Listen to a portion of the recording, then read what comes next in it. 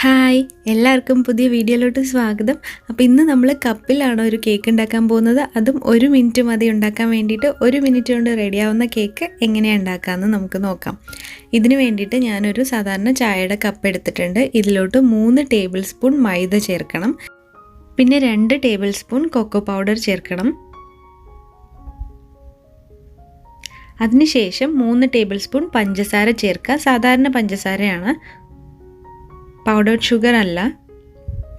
ഇനി ഇതൊന്ന് നന്നായിട്ട് മിക്സ് ചെയ്യാം.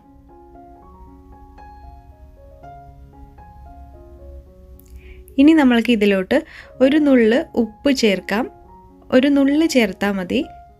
പിന്നെ 1/4 ടീസ്പൂണിനേക്കാളും കുറച്ചുകൂടെ കുറവ് മതി ബേക്കിംഗ് സോഡ ചേർക്കുക. അതിനുശേഷം 1 ടേബിൾ സ്പൂൺ എണ്ണ ചേർക്കുക. പിന്നെ പാല് ചേർക്കണം. ആദ്യം ഞാൻ 2 ടേബിൾ സ്പൂൺ പാല് ചേർത്തിട്ട് ഒന്ന് മിക്സ് ചെയ്യുകയാണ്. നന്നായിട്ടൊന്ന് മിക്സ് ആയതിന് ശേഷം പിന്നെ 1 ടേബിൾ സ്പൂൺ പാലും കൂടെ ചേർത്തിട്ട് നന്നായിട്ട് ഒരിക്കൽ കൂടെ മിക്സ് ചെയ്തെടുക്കുക. ഇപ്പോൾ ഇത് നല്ല സ്മൂത്ത് ആയിട്ടുള്ള ബാറ്റർ റെഡി ആയിട്ടുണ്ട്. ഇനി നമ്മൾക്കിത് ബേക്ക് ചെയ്തെടുക്കണം. അപ്പോൾ ഇതിന് ഞാൻ മൈക്രോവേവ് ആണ് ഉപയോഗിക്കുന്നത്. മൈക്രോവേവിൽ 1 മിനിറ്റ് വെച്ചാൽ മതി ശരിക്കും. അപ്പോഴത്തേക്ക് നമ്മുടെ കേക്ക് റെഡി ആയിട്ടുണ്ടാവും. പിന്നെ ഇവിടെ ഉപയോഗിച്ചിരിക്കുന്ന മൈക്രോവേവിൻ്റെ പവർ എന്ന് പറയുന്നത് 1000 വാട്ടിൻ്റെ ആണ് ഉപയോഗിച്ചിരിക്കുന്നത്.